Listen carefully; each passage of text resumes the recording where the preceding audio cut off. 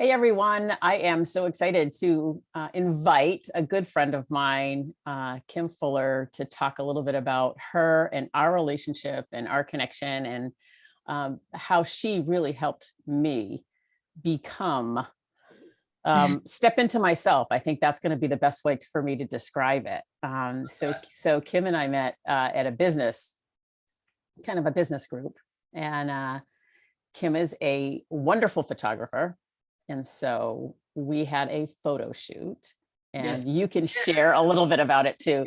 But you brought out my fun, joyous side and really captured that. And it was the first time that I really stepped into that person. And Yeah. so I thank you for that.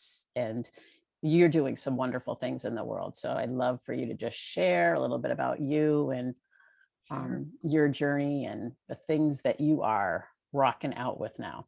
Well, thanks. Well, first of all, Annie, I am just so excited to see you. It's been a little while. Obviously, we've all been kind of in our own little worlds and bubbles, but that you got the book out. I've fully enjoyed it, so can't wait to talk about that too. But yeah, so we met in a business coaching program. We were both in, this coaching world / entrepreneurial world, and just looking for guidance. And we found each other, which was awesome. I think we were accountability partners from the get-go, which was great. We got to talk once a week, so that was great.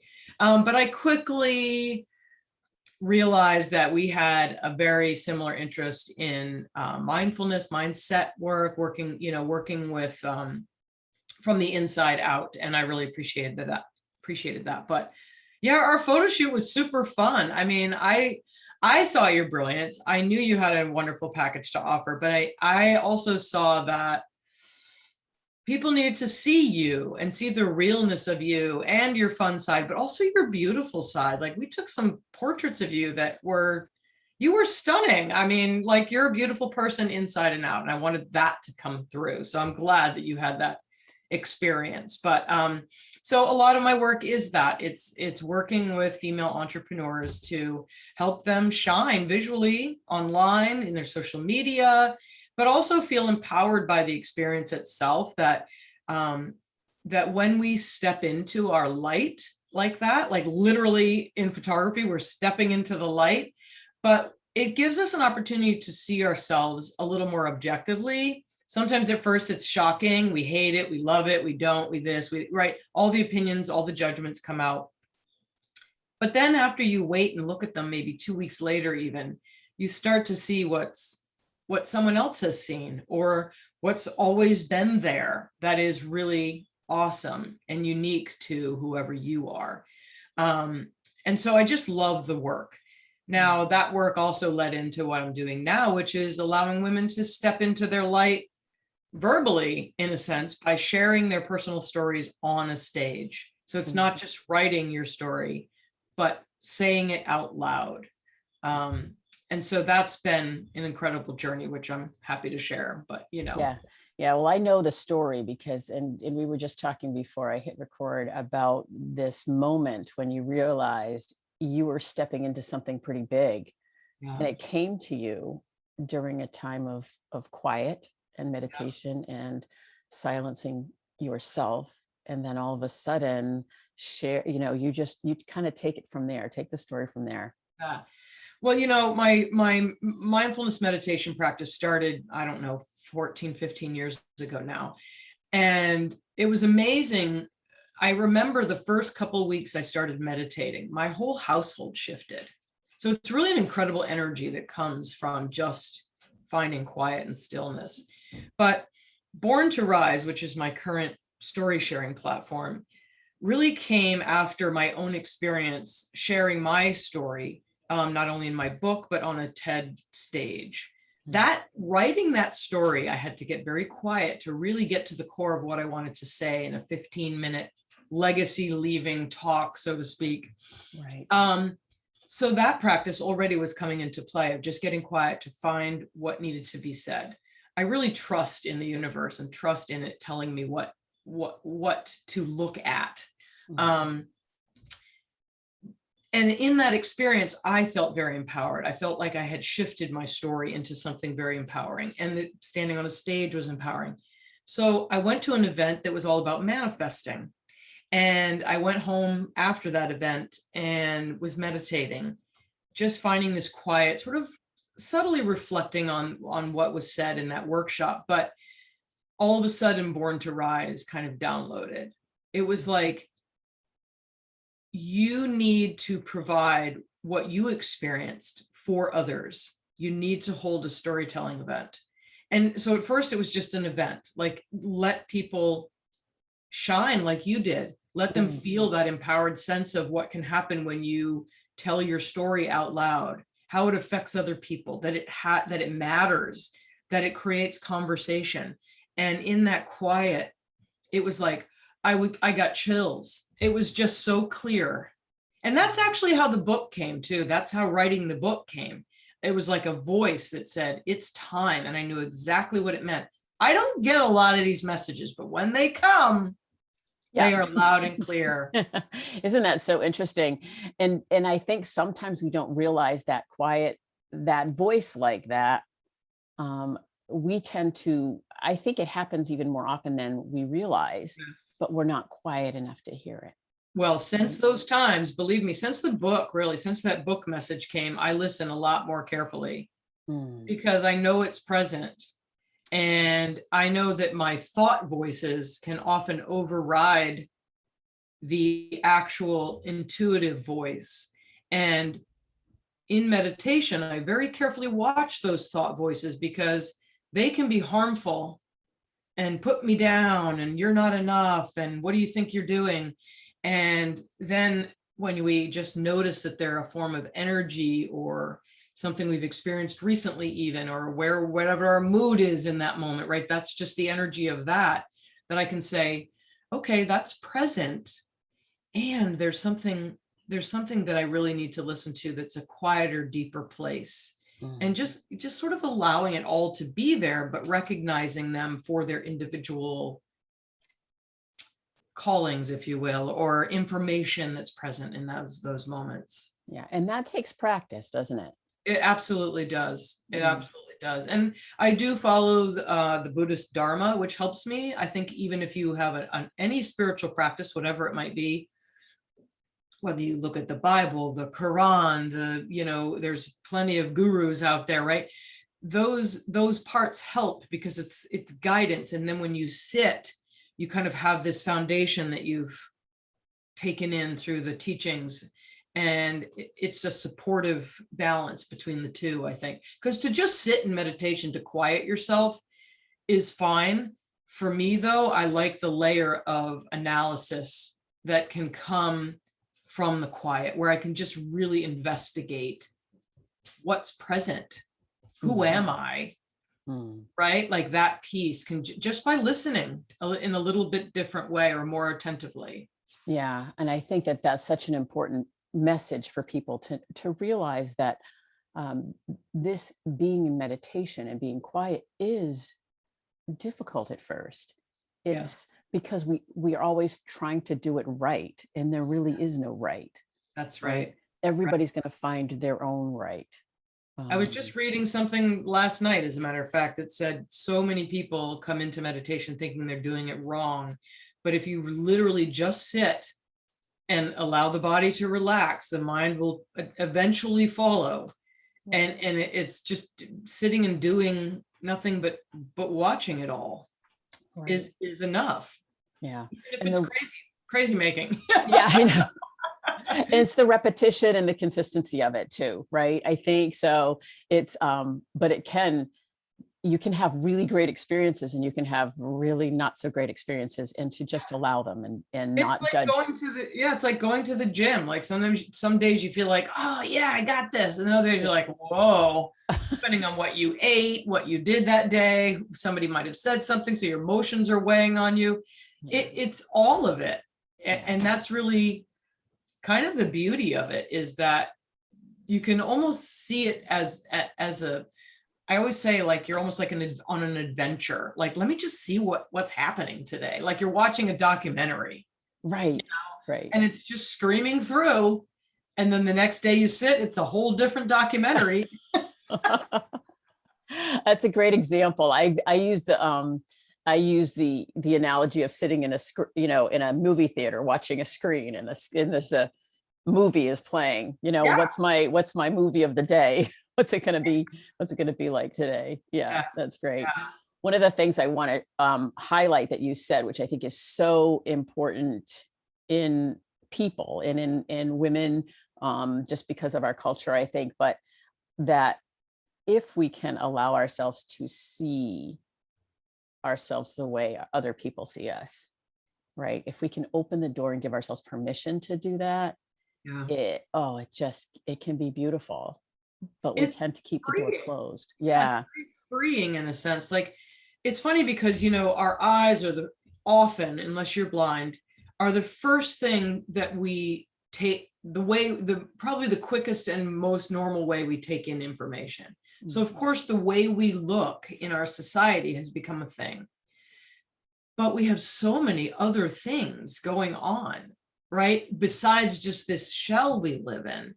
I mean, and it's incredible how we've attached so much to this outer body, because we have capabilities, we have um, uh, things that we do, offerings, personality, emotions, love, that can ooze and be present, even if you're somebody who is considered ugly or whatever that is. Like, why do we even say that? Because Right. it's just a container, Right.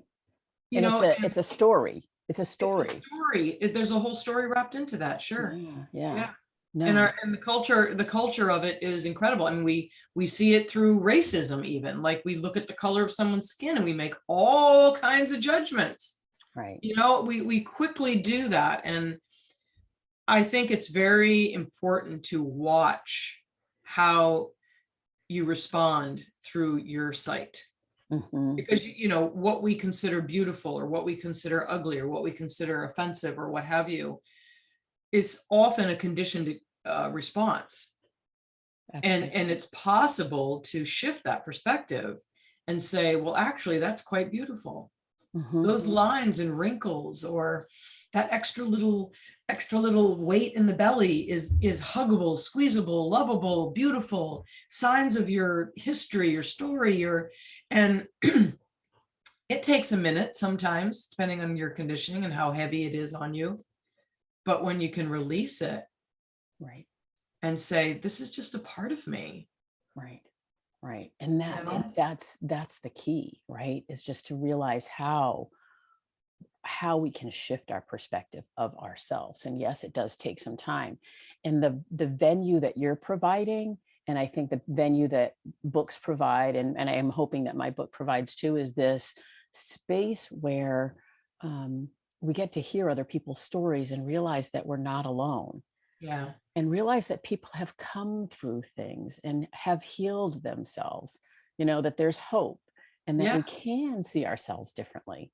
Yeah, and there's people out there to help you with that too. And I have to say, Annie, I really appreciated your book. I didn't know what to expect necessarily, but I had a pretty good idea it would be a very catching book, knowing you. But right out of the gate, you were so vulnerable and transparent about your own journey. That to me resonated. I will read this book. Like, I may not have body issues per se, but I think I'm going to read this top to bottom a couple of times, because your vulnerability was so moving, and that to me, is important. And there's messaging in there that may translate across many issues that people have, is just to say, I'm still here. I went through this. I might still go through it. I'm a work in progress, or I've gotten over that hurdle and there's a couple more to go. Right. But it makes us love you even more. And let's face it, at our core, we are loving beings. Mhm. We are love. And the more that can come through and radiate for self and others, really is where the healing is going to come. Absolutely. Absolutely. Thank you for saying that and sharing that, because I think, and I did um Kim had a little preview of the book. And so today's the day it's out in the world. And I'm so excited about the book, and I'm excited about where it's come from. And I really think that you're here because that's a big part of me seeing myself in a completely different way. And every time I pull out a picture of the swing or the drums or the beach or me swinging around and dancing, there's just so much joy that I see. And then I Yes. have to stop and realize that it's me. And Right. then I allow that in. Whereas just 5 years ago, I would not have allowed it in. Yeah. Right. I would have seen it and just, let Yeah. it go.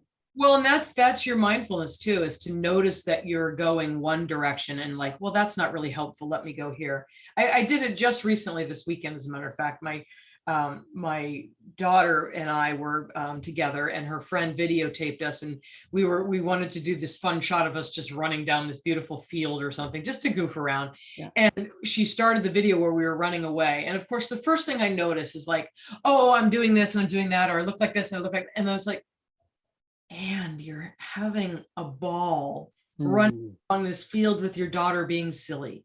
But the mindfulness practice is where we can notice, because otherwise we can get really stuck on that, the judging of self, and we don't live.